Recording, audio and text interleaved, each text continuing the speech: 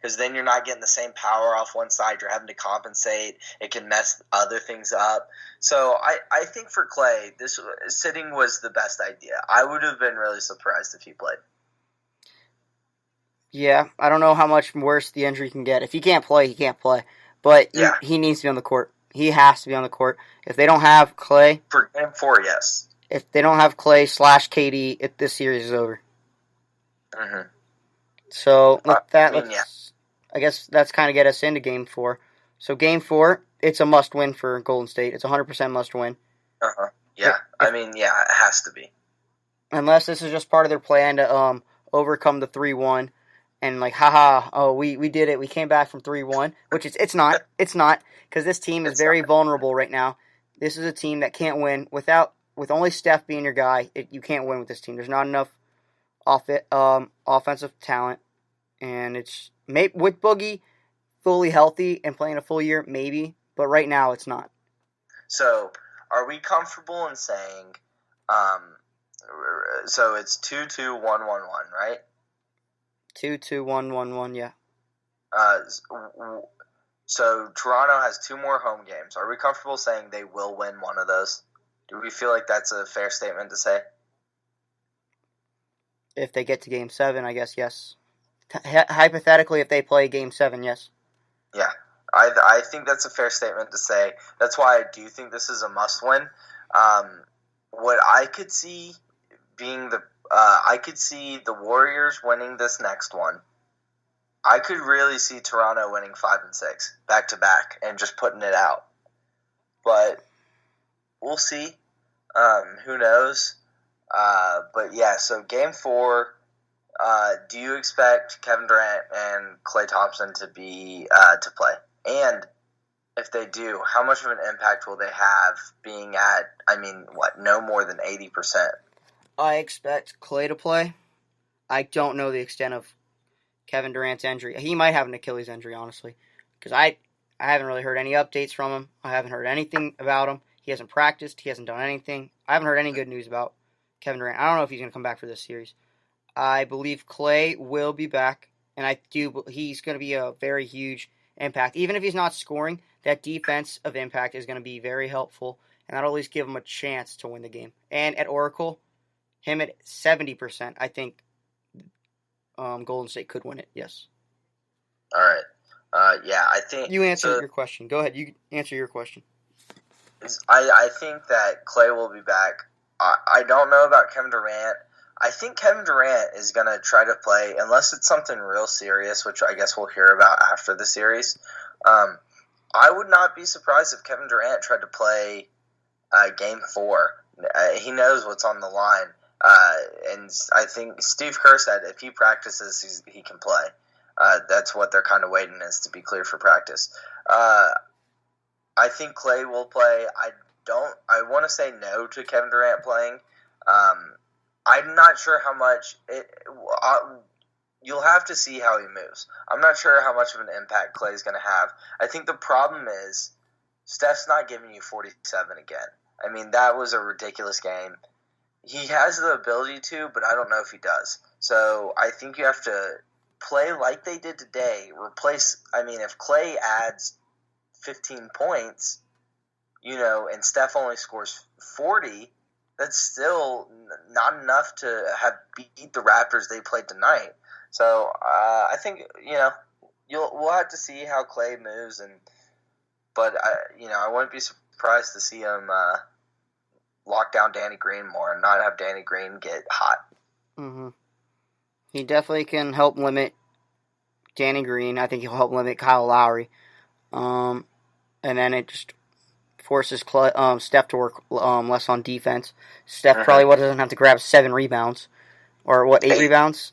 Yep. Yeah, which is ridiculous. And you saw a couple of those defensive plays, like that last play where he stole the ball from Danny Green. Stole the pass that was going to Danny Green. That was just a pure effort play at the end of the fourth after playing 42 minutes. It was like, that's why I thought this looks like it was... you play Steph a lot.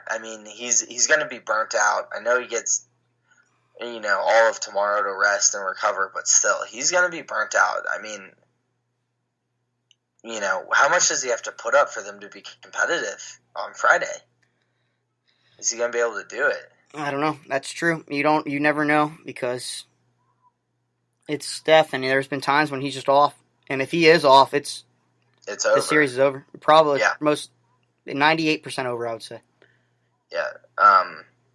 So prediction game 4. If Clay plays, I'm picking the Warriors. If not, it's 3-1. I feel like the Warriors won't lose 2 in a row on their home court.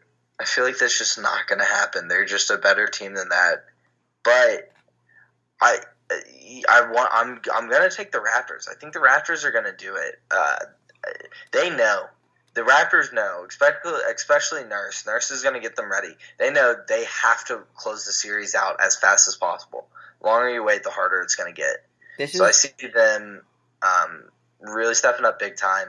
I think if Steph does not play as well as he did tonight, and Kawhi plays better defense than he did tonight, because he kind of had some sloppy defense there, I think the Raptors could win again.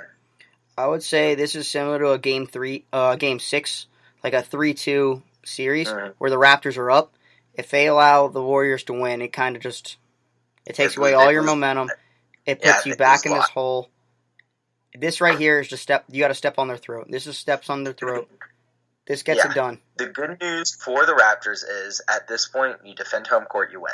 Mm-hmm. But I mean, Golden State in a game 7, no one wants to see that. You don't want to even the series up with Golden State with more time for Clay and KD to get healthy. Yeah. So they need to close it out as soon as possible. If they, I guess I'd agree. If they don't win this game and they win game 5, game 6 determines it. The winner of game 6 would determine it, I think. Back in Oracle. Yeah, I agree. The more time that the Warriors have to get healthy is... it's just they're going to get better. Mm-hmm. That's all that's going to happen. Mm-hmm. That's kind of all I got. Yeah, I did want to talk about...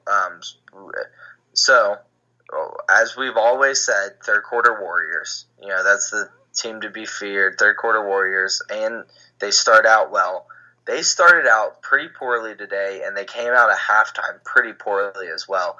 Do you think that is more of a bad not being healthy, everything like that, or do you think it's starting to get to them mentally, or is it the Raptors and Nick Nurse figuring out how to start out the game well? I'll give the Raptors a little bit of credit, but tonight this is a different Warriors team. This is not this isn't your Warriors. This is Steph and Draymond. There's really nothing else to it, I would say. This is not your normal Warriors team. They can't go on those runs. They really can't. They don't have the offensive firepower outside of Steph. I mean, if Draymond causes a few steals, maybe you get an 8-0 run because you get 2 quick step threes and then a fast break point. But this is not a team built. They're not a good team without Clay. They're not a good team without Clay. Yeah, this is. I think the way they score a lot of points is defense and turnovers. That's the way that they go on runs. They're fast breaks. Yep. Tonight. They're running fast when they're playing fast. They're one of the hardest teams to play. They are the hardest team to play against. You saw Draymond doing it. He was being aggressive. And once again, I mean, Iggy has the best hands in the league. One thing he is, is very underrated. When he swipes for the ball, he almost always gets ball. He hardly ever fouls, and it's such a tough, and he can create turnovers that way. That's how they have to play to get points and to go on runs. They can't be going on runs by just out-shooting teams without Clay. Mm-hmm. Yeah. That's really all I got about this game. I mean, it was just a different, really, every game this series, the first 2 games kind of felt similar because you got your role players, and then this game's just a different game. Very different, they felt similar type of games, but played very differently. Yeah, I agree. The game, yes.